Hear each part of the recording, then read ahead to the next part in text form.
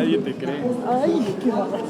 Senador, primero quisiera preguntarle respecto a estas revelaciones de una nueva escándalo de la pareja presidencial en esta casa de la Gaviota en Miami. ¿Qué opinión le merece?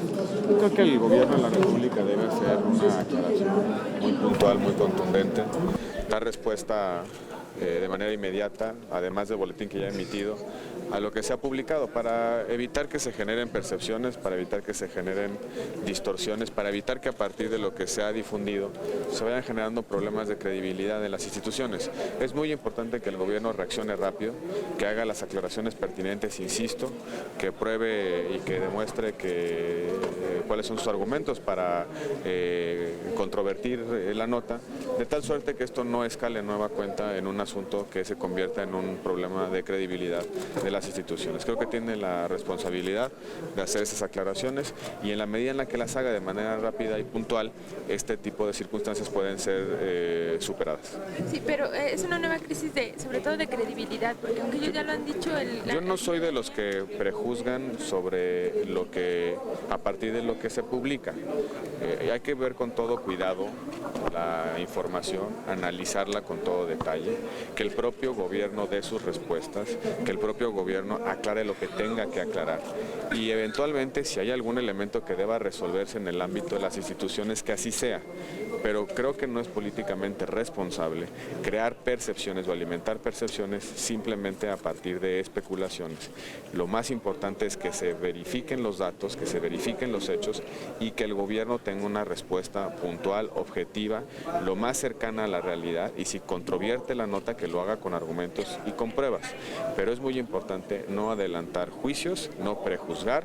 Yo esperaré a las aclaraciones del gobierno de la República, las aclaraciones que se tengan que dar por las personas que han sido señaladas, en las condiciones en las que han sido señaladas. Es muy importante que no deje pasar mucho tiempo el gobierno sin haber hecho estas explicaciones. En la medida en la que se despejen las dudas, las incertidumbres, en la medida en la que se despejen las suspicacias y las percepciones, en esa medida podrá superarse este episodio o bien tendrá que debatirse, reflexionarse en el ámbito de la sociedad sobre lo que implica. No debemos adelantar juicio, hay que esperar que el gobierno responda puntualmente al asunto. Es lo responsable desde la perspectiva institucional y en consecuencia creo que debemos dar espacio para que el gobierno haga las aclaraciones pertinentes. Presidente, la Coparmex, la cúpula empresariales del país han demandado ya firmeza por parte del Estado para poner fin a los bloqueos de la coordinadora, dado las afectaciones económicas que están padeciendo.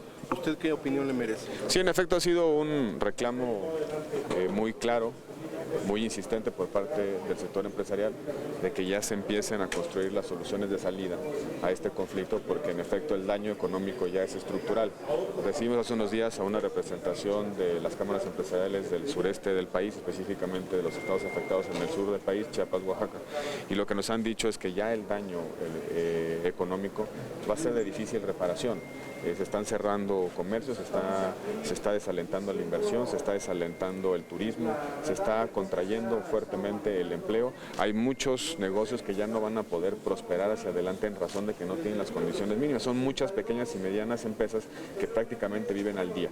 Y más allá de la solución del conflicto, lo que ya están pidiendo los empresarios y con justa razón es que el gobierno tenga una estrategia de recuperación económica, de rescate económico en esas entidades federativas.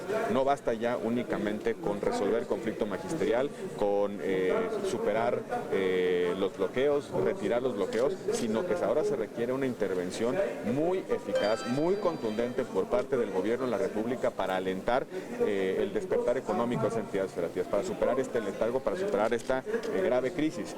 Los empresarios cuando vinieron al Senado nos dijeron que ellos quieren que se les dé un trato como si les hubiese pasado un huracán categoría 5, una situación de emergencia económica que requiere mucho más que la solución del conflicto magisterial y que requiere una hoja de ruta de mediano plazo precisamente para volver a crear condiciones de desarrollo económico en esas entidades federativas que están siendo muy lastimadas ya por prácticamente 100 días. El uso de la fuerza. Nuño, que no hay pacto con los de la gente, esto lo conflictúa más este problema. Bueno, lo que nos preocupa es que hay comparecencias, hay diálogos, hay conferencias de prensa y todo parece indicar que se mantiene igual, que las cosas no van evolucionando. Hay mesas de diálogo, pero estas mesas no se confirman en términos de avances.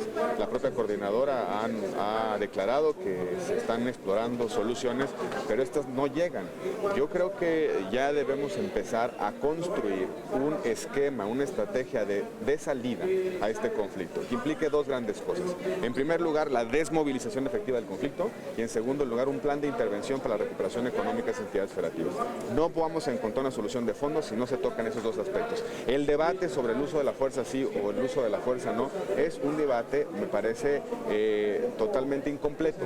También hay otras cosas que se tienen que hacer más allá de utilizar la fuerza pública para retirar a unos manifestantes. El problema ya es de daño estructural a la convivencia, el problema ya es de daño estructural a la economía y no basta únicamente con mandar policías para disuadir las expresiones de protesta en las calles. Se requiere una estrategia efectiva de intervención profunda para resolver el conflicto de manera puntual, pero al mismo tiempo para crear las condiciones a esas entidades federativas para recuperar el ritmo económico y la posibilidad de que se genere ahí desarrollo. Sobre el amago que dijeron de no pagar los impuestos los empresarios, es una medida muy drástica y también perjudicaría al país. Como yo lo he entendido, no están en una lógica de una suerte de objeción de conciencia fiscal, por lo menos a mí no me lo han explicado así.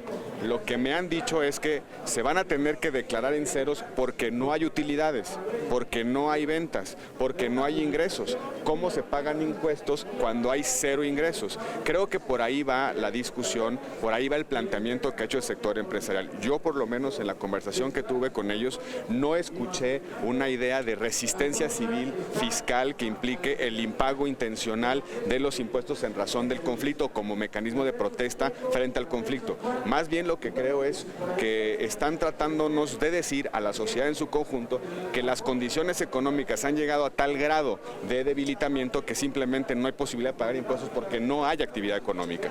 Y yo creo que los tenemos que hacer cargo de esa realidad. Los comercios se están cerrando en Oaxaca y en Chiapas. Las reservaciones turísticas se están cancelando. Los equipos de fútbol tienen que viajar prácticamente en mototaxis precisamente para poder tomar un avión. El colapso económico que se ha generado es de un daño estructural muy profundo y en consecuencia tenemos que empezar a establecer mecanismos de salida y mecanismos de solución. Insisto, el problema ya no solamente son las posiciones de la CENTE con respecto a la abrogación o no de la reforma educativa. El problema ya es de condiciones económicas, de subsistencia económica en esas entidades federativas y no va a resolverse simplemente con el uso de la fuerza, sino que requiere otro tipo de políticas públicas, otro tipo de incentivos, otro tipo de instrumentos para resolver de fondo el problema. ¿Sería el tiempo perentorio para que responda Hacienda en eso? ¿Cuál sería el tiempo perentorio para que responda Hacienda en eso? Era para ayer. La solución era para ayer. Que el PRD se deslinde de organizaciones civiles que están apoyando esta causa marcadas. Cada grupo político, cada expresión de la pluralidad en el Congreso decide qué causas e intereses representa en sus posiciones políticas. Nosotros somos respetuosos de las decisiones que tome cualquier grupo parlamentario con respecto a qué causas, qué posiciones impulsa dentro del Congreso de la Unión. Será el Congreso de la Unión quien al final de cuentas, después de un debate y con los votos, resuelva la política pública y las decisiones legislativas. Pero por supuesto que en el ámbito de la pluralidad, cualquier grupo parlamentario puede hacer acercamientos, de eso se trata la democracia, de eso se trata el sistema de representación, y esas posiciones tendrán que procesarse en el ámbito de la pluralidad con debate y votos. En consecuencia, nosotros somos respetuosos de las estrategias, las decisiones que tome cualquier grupo en el ámbito de la pluralidad del Senado de la República. Ahora bien, parece necesario como país crear un frente democrático, político, plural en la defensa de una nueva institucionalidad que fue confeccionada para retirarle el control de la educación a las expresiones magisteriales, devolvérselo al Estado, crear condiciones de calidad en la prestación de servicio público y garantizar que las próximas generaciones de mexicanos van a tener condiciones de habilidades, destrezas y conocimientos para enfrentar un mundo cada vez más complejo. De eso se trata la reforma educativa. Ojalá que esos sean los intereses que representemos en el Senado de la República, los intereses de millones de jóvenes y niños que se merecen un futuro mejor. Gracias.